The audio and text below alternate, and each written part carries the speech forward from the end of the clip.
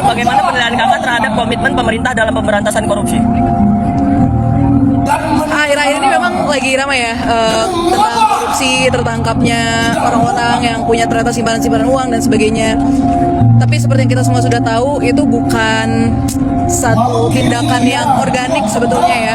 Itu tindakan-tindakan yang terkait dengan kepentingan-kepentingan sebagian orang juga dan sebagainya. Bukan berarti kita tidak setuju ditangkap, kita sangat setuju dan kita sangat senang bahwa itu akhirnya terungkap gitu. Tapi menurut kita, kesenangan kita bahwa itu terungkap hari ini itu tidak ada apa-apanya dibanding harapan kita bahwa kedepannya hal seperti itu terungkap secara organik dan tidak terjadi lagi dengan adanya sistem-sistem yang lebih solid dan lebih menyeluruh gitu ya.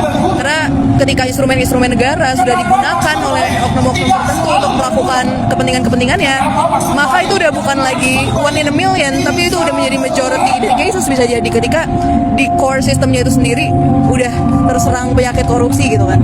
Jadi sebetulnya itu sih yang kita harapkan. Kita tidak ingin pertunjukan tangkap tangan terus-terusan yang sudah direncanakan. Kita inginnya betul-betul organik, memang menangkap semua yang melakukan korupsi dan disiapkan mekanisme supaya organ-organ ini setidaknya bersih.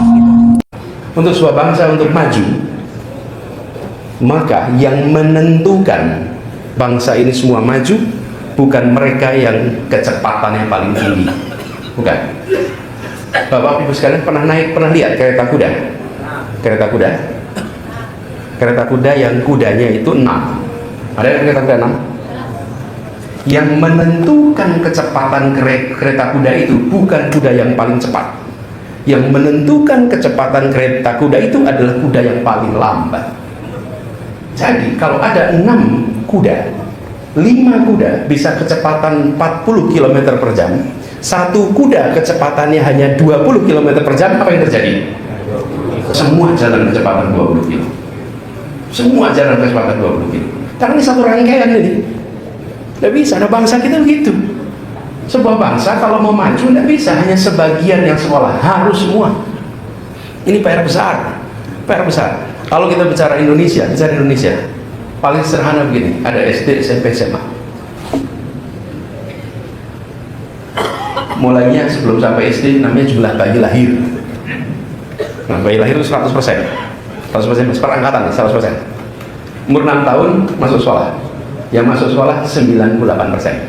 Oke, 2 itu sudah off. Oke, 2%. Masuk kemudian ke SMP. Angkanya jadi 81%. Oke, udah 19% itu hilang dari sekolah. Masuk ke SMA 64%. Oke, 36% nggak masuk. Bentuknya seperti ini. Seperti piramid. Selama kita bentuknya seperti ini, maka pendidikan lewat sekolah kita tidak akan bisa mengubah bangsa kita. Selama bentuknya seperti piramid, ini harus diubah jadi begini nih. Supaya jumlah bangku SD sama dengan bangku SMP sama dengan bangku SMA. Nah, kalau itu sama, jalan tuh. Pertanyaan, apakah Surabaya angkanya sudah sama? Jumlah bangku SD, bangku SMP, bangku SMA. Kalau belum, berarti kita belum berniat menggerakkan setiap anak kita. Semua kabupaten kota se-Indonesia sudah sama gini. Wih, kita ketemu kenyataan yang luar biasa. Masih begini nih. Dan kadang-kadang curang sekali. Apa efeknya kalau seperti itu? Efeknya kita sering bicara tentang kualitas pendidikan, kualitas sekolah, betul ya? Lah yang nggak sekolah kita bicarakannya di mana? Baru kita bicara tentang sekolah, kualitas sekolah. SMA, itu berarti kita hanya membahas yang 64% anak yang dalam sekolah. Yang 36% nggak ada yang membahas itu. 36% inilah yang terus-menerus jadi seperti kereta kuda yang kecepatannya 20 km per jam. Ini nih terus. Bukan salah mereka sekedar. Kenapa? Karena problemnya struktural. Struktural itu artinya problemnya institusi. Ini struktural. Ini harus dibereskan. Jadi PR kita yang paling besar pada Indonesia. Tapi itu urusannya pemerintah. Bapak-bapak di sini bukan pemerintah. Panjenengan cukup menuntut pemerintah. Menuntut pemerintah. Boleh, kita boleh menuntut. Bukan pemerintah kok. Menuntut kenapa? Karena kita bayar pajak. Karena kita bayar pajak, kita berhak menuntut dan kita berhak untuk mengkritik. Berhak untuk meminta pemerintah menyelenggarakan. Karena kita ikut nyumbang atas proses ini. Ada transparansi, maka kita semua bisa bicara dengan data, dan pemerintah pun ketika menjelaskan kebijakan menggunakan data. Jadi transparansi ini harus dikembalikan Bapak sekalian, karena hari ini kita menyaksikan banyak kebijakan dibuat yang kita tidak tahu prosesnya. Kita tidak tahu prosesnya, tahu-tahu muncul sebagai kebijakan, dan ini PR yang mendasar penting.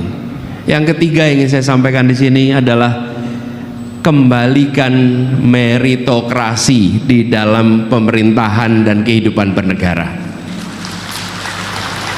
Posisi diberikan pada yang berprestasi, bukan diberikan karena koneksi. Dan kita tahu banyak sekali hari ini diberikan tanggung jawab bukan karena kompetensi, bukan karena prestasi, tapi karena koneksi. Kapan negeri ini maju kalau tugas-tugas publik diberikan kepada orang-orang yang kompetensinya tidak nyambung, apalagi kompetensinya di bawah standar, diiringi dengan koneksi yang kuat. Akhirnya negara tidak bekerja untuk kepentingan publik, tapi negara bekerja untuk kepentingan koneksi-koneksi yang ada. Apa yang kemudian terjadi? Yang digambarkan oleh Pak Walil di awal, ketika Indonesia dianggap terjebak di dalam middle income trap karena kebijakan-kebijakan yang disusun bukan untuk memberikan kebermanfaatan kepada rakyat banyak, tapi diberikan untuk memberikan kebermanfaatan pada sesama elit pemegang kewenangan. Halo teman-teman, jumpa bersama saya di Politik Dangi. Ini sangat keren teman-teman ya, bagaimana sepak terjang dari Fatimah Az-Zahra, mahasiswa UI yang sangat fenomenal ini ya, mahasiswa UI yang sangat luar biasa ini. Fatimah ini memang adalah generasi-generasi muda Indonesia yang sangat berani teman. Fatimah adalah, kalau kita lihat bagaimana ia debat dengan para elit ya, ini sangat keren ya. Nah, lagi-lagi Fatimah ini memberikan pernyataan yang sangat luar biasa, memberikan pernyataan yang sangat hebat ya, bagaimana ia menyoroti tentang hukum yang ada di negara kita teman-teman. Ya banyak sebenarnya kalau kita melihat ya, kita apresiasi dengan bagaimana Presiden memberikan atau menuntaskan atau membasmi ya kasus-kasus korupsi teman-teman, dan kita sangat apresiasi ya kan kepada Pak Presiden. Namun tentunya pasti ada catatan ya, ini yang disampaikan oleh Fatimah ini teman-teman ya, ada yang tidak organik kata Fatimah. Dan kalau kita melihat bagaimana mantan Jampitsus kemarin yang ditangkap ya, dan katanya sih sudah ditahan ya, namun terlihat di media teman-teman ketika ia hendak ditahan ya, Febri ini malah petantang petenteng ya, seakan-akan ya tidak bersalah, kemudian tidak memakai baju orange, baju pink ya, ataupun apapun itu teman ya, dan ini menjadi tanda tanya besar ya, kenapa ya kan. Dan inilah yang disoroti oleh Fatimah Az-Zahra ya. Kemudian kalau kita lihat bagaimana ya Anies selalu menyoroti tentang hukum ya, ini sangat luar biasa teman-teman.